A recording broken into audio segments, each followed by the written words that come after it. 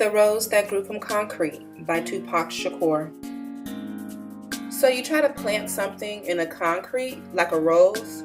If it grows and the rose petal got all kind of scratches and marks, you're not going to say, look at all the scratches and marks on that rose that grew from concrete. You're going to be like, what? A rose grew from concrete? Same thing with me. I grew out of all of this. Instead of saying, he did this, he did that, just be like, he grew out of that, he came out of that. All the trouble to survive and make good out of the dirty, nasty, unbelievable lifestyle they gave me. I'm just trying to make something. Like, did you hear? Did you hear about the rose that grew from a crack in the concrete? Proving nature's laws wrong? It learned to walk without having feet. Funny it seems, but by keeping its dreams, it learned to breathe fresh air. Long live the rose that grew from concrete when no one else even cared. You see, you wouldn't ask why the rose that grew from concrete had damaged petals. On the contrary, we would all celebrate its tenacity. We would all love its will to reach the sun. Well, we are the rose. This is the concrete, and these are my damaged petals. Don't ask me why, ask me how. This poem holds a special place in my heart because growing up, I used it as motivation. It doesn't matter what your situation is. There's always something better. You will be whatever it is that you want to be, whatever you put your mind to. So don't allow whatever's going on in your life or whatever bad situation you think you may be experiencing. You have the power to be whatever you want.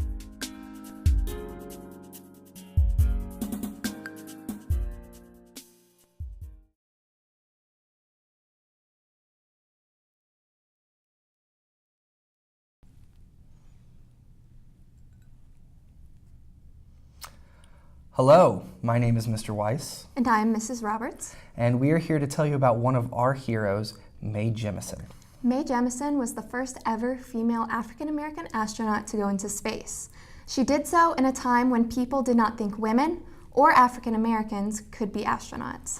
But even before going to space, she made a huge impact on the world. As a doctor, she served in the Peace Corps in Africa for 2.5 years. Then she started a practice in California before NASA called her in. In 1992, she broke the glass ceiling for African-American women by becoming the first in space. She conducted science experiments on her space shuttle, studying the effects of motion sickness and weightlessness on human bones. And after she got back, she became the head of a NASA organization that is planning how we will continue space travel in the future. She also started 2 different foundations that help kids get into STEM programs. STEM is science, technology, engineering, and math, and she encourages students to pursue their dreams no matter what. My favorite quote from her is, "Never be limited by other people's limited imaginations." In other words, don't let anyone tell you what you can't do.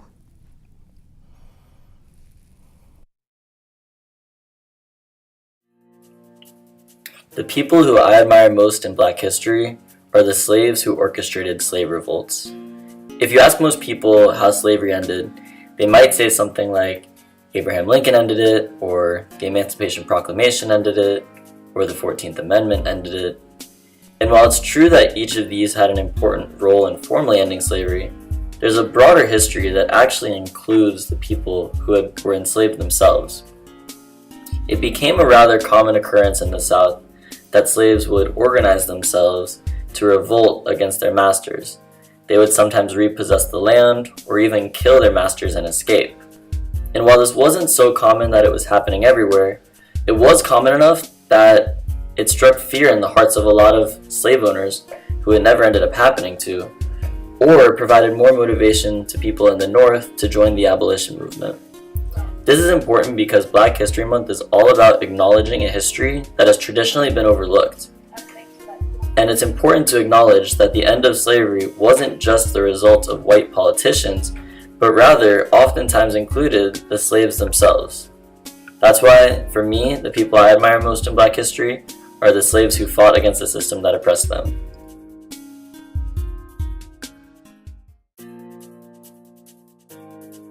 Still, I Rise by Maya Angelou. You may write me down in history with your bitter, twisted lies. You may try me in the very dirt, but still, like dust, I'll rise. Does my sassiness upset you? Why are you beset with gloom? Cause I walk like I got oil wells pumping in my living room? Just like moons and like suns with the certainty of tides. Just like hope springing high, still I'll rise. Did you want to see me broken, bowed head and lowered eyes? Shoulders falling down like the teardrops, weakened by my soulful cries? Does my haughtiness offend you? Don't you take it awful hard? Cause I laugh like I got gold mines digging in my own backyard? You may shoot me with your words, you may cut me with your eyes, you may kill me with your hatefulness, but still, like air, I'll rise. Does my sexiness upset you? Does it come as a surprise that I dance like I've got gold diamonds at the meeting of my thighs? Out of the huts of history's shame, I'll rise.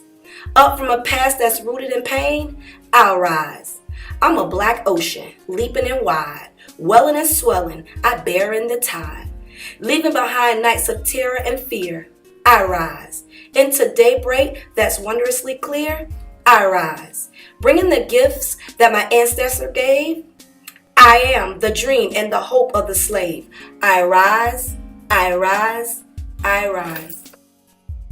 The reason why this poem was a choice for me, because it shows you no matter what you go through, no matter how hard life hits you, no matter how mean people are, no matter where you came from, no matter what you've been through, that you should be able to still stand tall and rise above anything. It's not what people call you, it's what you answer to. It's not how people treat you, it's how you treat yourself. You have to first love yourself. You have to first understand where you came from to know where you're going. So this inspired me to let me know no matter how many times my back is against the wall, no matter how many times it's hard for me to achieve something, never throw in the towel. Quitting is never an option. You must always rise above the challenge each and every day.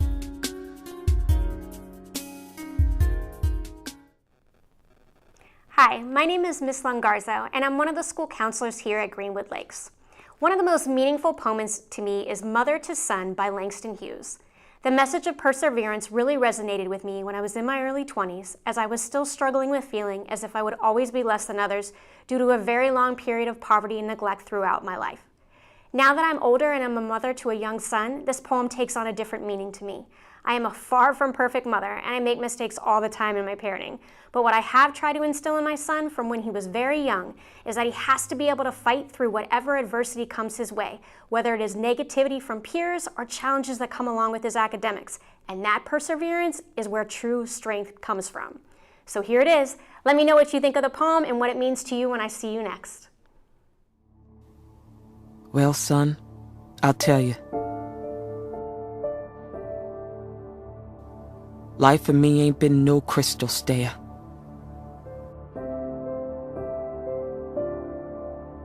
It's had tacks in it, and splinters, and boards torn up, and places with no carpet on the floor. Bare.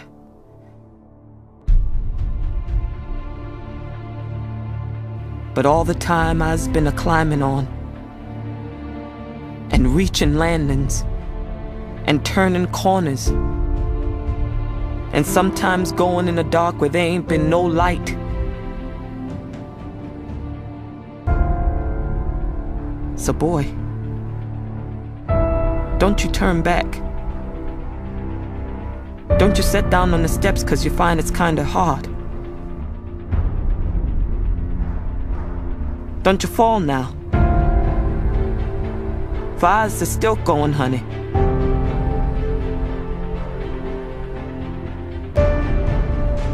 I's are still climbing.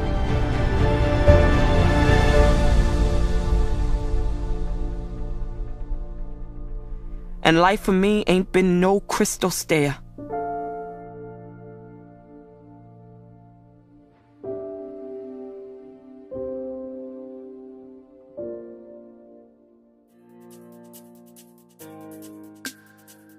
Ida B. Wells Barnett was a prominent journalist, activist, and researcher in the late 19th and early 20th centuries. She was a skilled writer who used her skills as a journalist to shed light on the conditions of African Americans throughout the South. Once the war ended, Barnett's parents became politically active in the Reconstruction era, where they insisted education in her. She attended Rusk College but was expelled when she started a dispute with the university president. Years went by and the yellow fever epidemic hit her hometown, which caused her to be the caregiver of her brothers and sisters, so she took a job as a teacher to keep her family together. Later in her life, in 1884, she filed a lawsuit against a train company for unfair treatment. Despite having a first-class train ticket, they kicked her off the train. This made her more involved in social injustice. She published her findings in a pamphlet and wrote several columns in local newspapers. Later on, she joined the African American leaders in calling for the boycott of the World's Columbian Exposition. She talked mainly about women's suffrage and unfair justice. She also was the founder of the National Association of Colored Women, which was created to address issues dealing with civil rights and women's suffrage. She is known today for her focus on these and is also mentioned as an unofficial founder of the NAACP.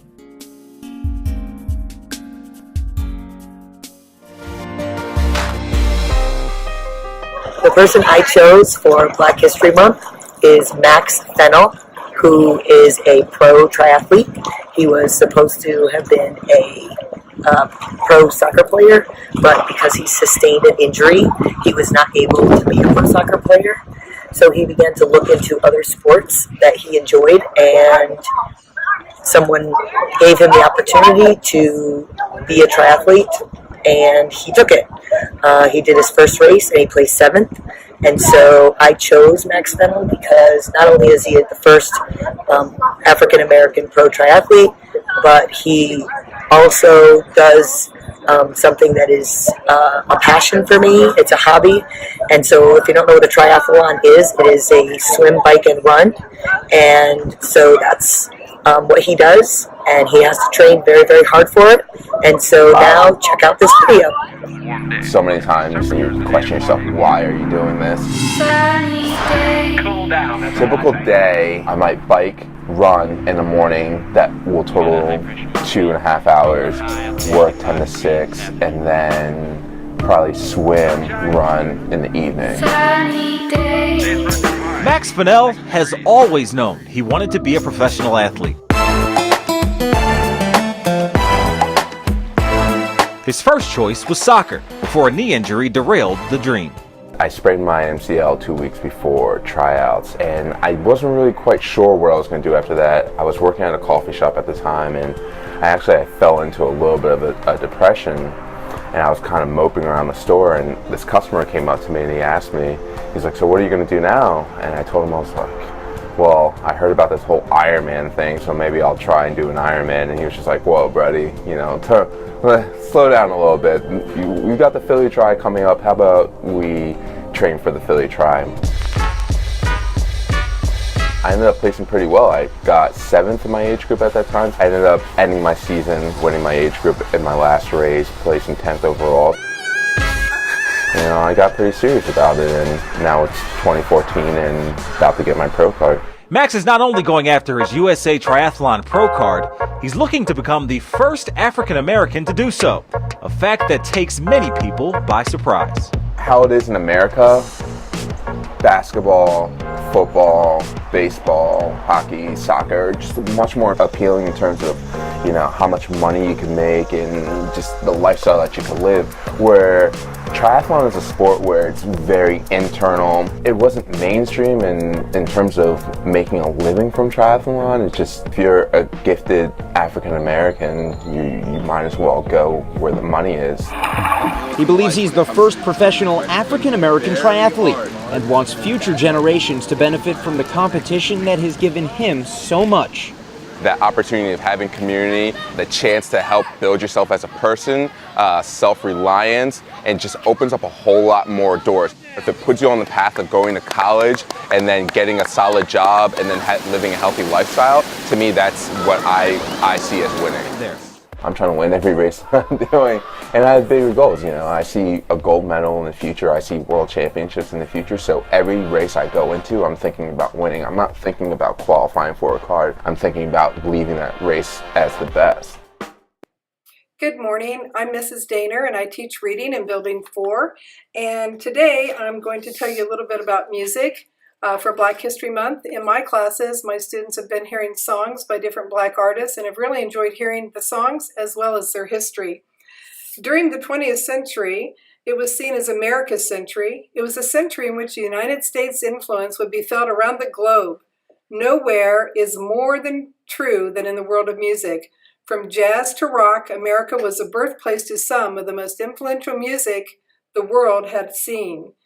Of course, by the popularity of new technologies such as photographs and radios, there was another very successful distributor of American tunes, the American GI, who brought his music with him wherever he went.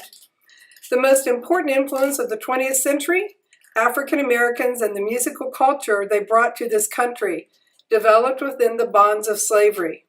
Did you know that the music used by step teams began in slavery? When slaves were in their homes at night, they would use instruments to enjoy themselves and forget about the perils of the day. Slave owners took away these instruments, but they were very clever. They began to use stomping of the feet, the hands, and the different tones of their voices and buckets and spoons to create their own music. They could not be silenced. Even before the 20th century began, blues music was evolving across the country out of the traditional American slave spirituals, work calls and chants, all the developing genres, and the blues would be the most far-reaching, with its influence felt in everything from jazz to rock and country music to rhythm and blues and classical music. That said, jazz's influence on the world music scene would be nothing short of transformational. Jazz saw its early development in the African American communities all throughout the South, with rhythms reflecting the diversity of cultural influences from West Africa to the West Indies, from ragtime to the blues. So as you can see, African Americans and the music they brought for all to enjoy is a part of our culture that would have been very silent if it hadn't have been for their wonderful contributions. So today we honor all of the African American musicians who brought so much enrichment to our lives. Hi friends, it's Miss GL here, and I'm so excited to talk about my favorite Central Floridian ever, and that is Zora Neale Hurston. Zora Neale Hurston was an American folklorist and author during the time of the Harlem Renaissance. Best known for the 1937 novel and Miss GL's favorite book, Their Eyes Were Watching God. Born in Alabama in 1891, Hurston grew up to earn multiple degrees, including one in anthropology, which is the study of culture and people. She traveled extensively throughout the American South and the Caribbean, growing up in Eatonville, Florida. Eatonville was one of the first all-black towns created after the Emancipation Proclamation in 1863. The young adult book Zora and Me by T.R. Simon and Victoria Bond is set in Eatonville and about Zora Hurston. While writing Their Eyes Were Watching God, Hurston used her experience in anthropology to integrate Southern dialects into her story. In 1956, Hurston received the Bethune-Cookman College Award for Education and Human Relations in recognition of her achievement. The English department at Bethune-Cookman College remains dedicated to preserving her cultural legacy. Zora Neale Hurston was one of my favorite topics and people to study while I was going to college at the University of Central Florida. Part of my social studies and social sciences degree is in cultural anthropology, and studying and knowing a little bit more about African American authors and anthropologists and their impact in the way the South is being viewed from an artistic and cultural perspective really hits home to me, because in addition to being a teacher, as many know, I'm also an artist.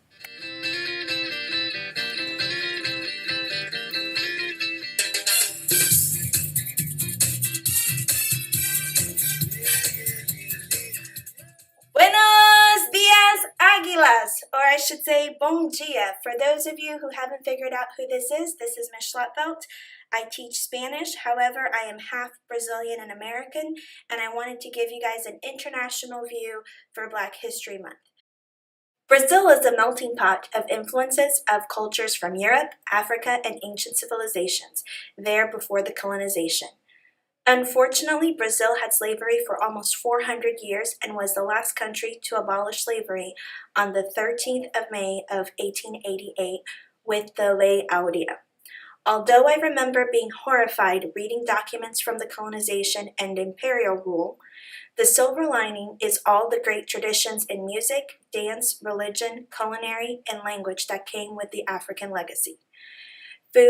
Many foods, dishes, and spices came from Africa. My favorite is the feijoada, which is a bean stew. For sports, capoeira probably is the one that stands out. It's a martial art, which is a dance fight. Instruments that brings our culture to life are drums, berimbau, afoxé, and agogo. And the music and dance, which is the heart of Brazil, is the samba and bossa nova. If you've ever taken my class, you know the importance of celebrating the cultures and that we're better together. So I'm bringing back the quote from Hispanic Heritage Month, Las diferencias nos enriquecen, el respeto nos une. Our differences enrich us and the respect unite us.